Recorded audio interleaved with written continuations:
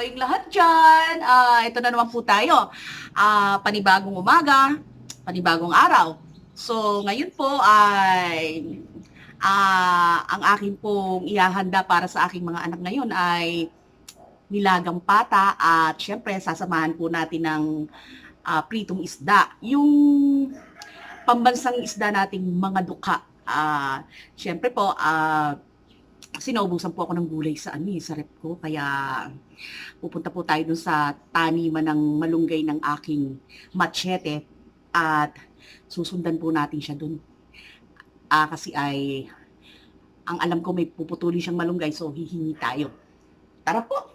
Pero ikabit muna natin itong ating mahiwagang maskara. Dahil alam nyo na, bawal lumabas ng wala ito. So tara guys! Tara guys! Ang ganda ng araw guys, oh. Umagang umaga, di ba? Lutang na lutang ang araw. Sana guys ay lahat kayo ay nasa maayos na kalagayan at basta laban lang tayo guys. Ano tayong titingin sa taas. So ito na tayo guys.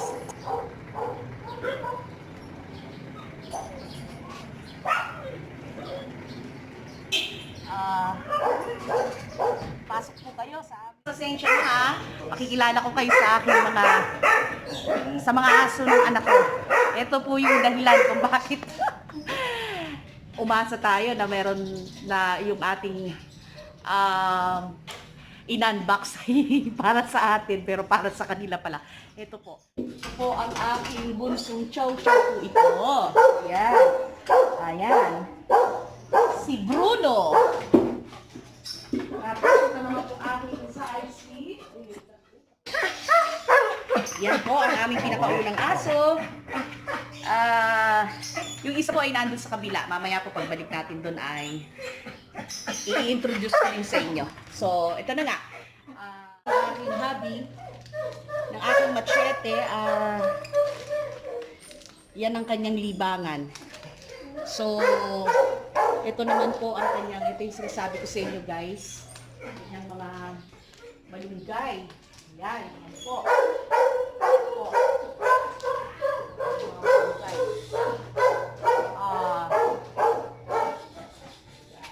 Dito rin po kami kumukuha ng, kasi maganda rin po sa birds itong malunggay. Binibigay din namin sa kanila. So, sa ngayon po kasi hindi ako masyadong nakakapunta dito. So, yun po guys. Yan po ang ating malunggay. At ayun ayun ang ang machete ng buhay ko ay magpuputol na naman pala siya ng malunggay. Diyan ba tayo kukuha pa? Okay, sige. Dapat pala yung putulin din, no? Yan na lang muna, sige. Tsaka meron din po siya rito. Ito. Yan. Ito nga yung sinasabi ko sa inyo guys na dami kong tinanim guys, oh. Pero, yun nga, awa ng Diyos, walang nabuhay. puro malunggay lang. Ayaw ko siguro gustong-gusto ng malunggay yung lupa dito. So, ayan po. Nagari na namin to. Sayang yung aking mga pinagtataniman. Ang dami ko rin dating dito, yung mga succulent at saka cactus. Kasi binilan ako nung anak ko ng 40 na ang dami pa naman guys. Kaya lang kasi sinurpresa niya ako at bigla niya akong binilan, hindi ako nakapag-research. Kaya yun, namatay lang siya guys. Hindi ko alam kung ayun o, ito yung kanyang mga lagayan. Ayan. Ay, meron pa pala akong isang natira na cactus na lumalaban. Nakakatuwa naman to. Oh. Hindi ko alam paano gagawin ko dito guys. Comment below naman kung paano natin to at least propagate. At least dun man lang sa 40 na niregalo sa akin ng anak ko, meron na lang ako masave na isa, pero kasi wala pa akong time ngayon. Nalagay ko muna siya dyan. Papa, wag mo itong dinidiligan ha, basang-basa na kasi siya. Hayaan mo lang siya dyan sa isang tabi. Ayan, guys. Ay, sorry po. Malapit na. Sige lang po. Sige lang. Ayan, naputol na.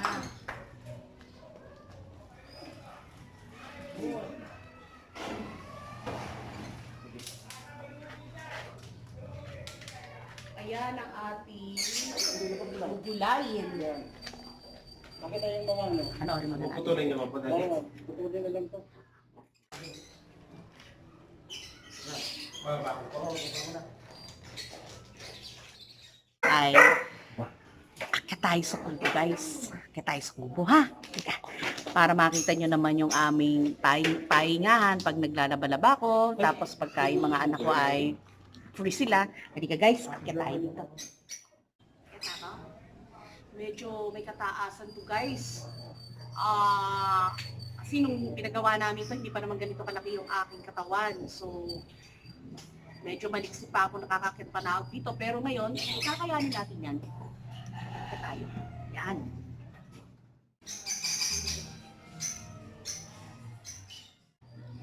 Ayan na guys, dito na tayo sa taas ng kubo. Nagtagumpay din tayo, nakakit tayo.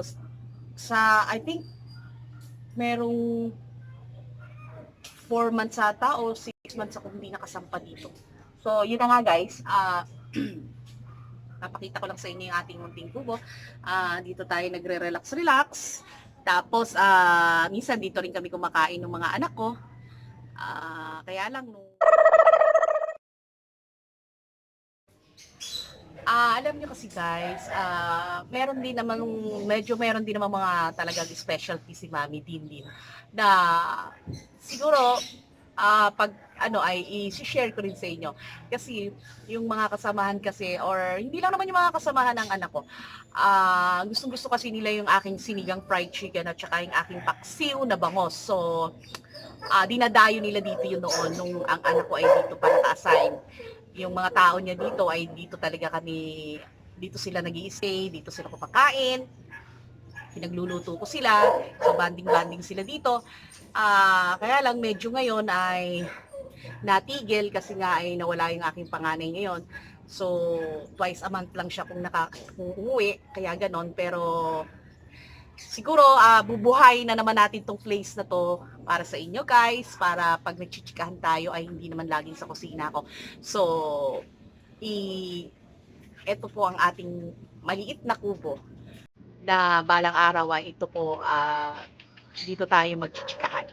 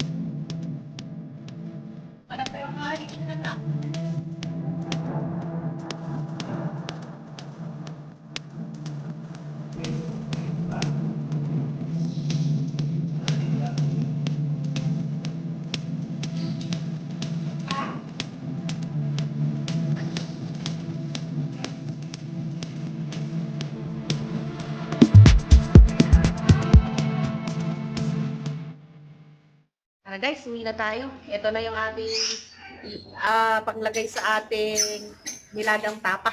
Pata pala, sorry. Hi guys, nandito na ulit tayo sa aking kitchen. Ito na yung ating mga hinarvest. Dinamihan ko siya ng konti kasi nga ay yung mga office mate ng aking anak ay padadalan ko sila nito para naman ma-share natin sa kanila ang aking mga malunggay. So, yun na nga guys. Dito natin siya hihimayin sa aking favorite na batsa, na plangganita pala, I mean. Ito kasi talaga ang aking mga, pag ako naggagayat ng gulay, naguhugas, kung mapapansin nyo, lagi siya. Kaya dito natin siya hihimayin. Tapos, kukuha lang ako ng para sa aking nilagang pata. Ando na yung nilaga kong pata. Hindi ko na pinakita sa inyo kung paano ko siya nilaga. Kasi guys, napakasimple lang naman nun. Siyempre, pinalambot pa lang naman natin siya sa tubig. So, I know na alam nyo na yan, guys. Kaya, kukuha tayo dito ng konti para... Hindi naman konti kasi madami talaga ako maglagay ng malunggay dahil yan na nga lang ang aking gulay na nailalagay. So, yan ang ilalagay natin sa ating nilagang pata. Tapos ay teternohan na lang natin siya ng pambansang isda nating mga dukha. Kasi talaga namang ang galunggong talagang napakasarap niya lalo pag lalaki, guys. Sarap niya i-partner sa sabaw. Piprito mo. Hindi na po tayo magluluto kasi yung namang ipapakain ko sa mga anak ko ngayon ay napakabilis lang naman nung iluto. So, mamaya pakikita ko na lang po sa inyo kapag inilapag ko na siya sa aking table para ready na siyang lapangin. So, hanggang dyan lang muna, guys.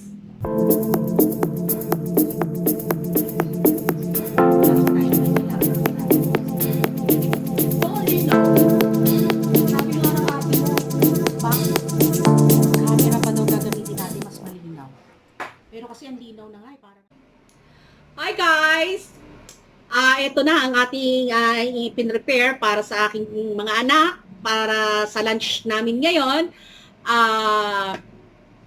Sayang guys, gusto ko sana na makasalo kayo sa lunch, kaya lang since nandyan kayo lahat sa phone, kaya eto, i-share ko na lang sa inyo. Hindi ko na ipinakita guys kung paano ko siya niluto kasi nga ay napakasimple lang naman ito, very casual lang.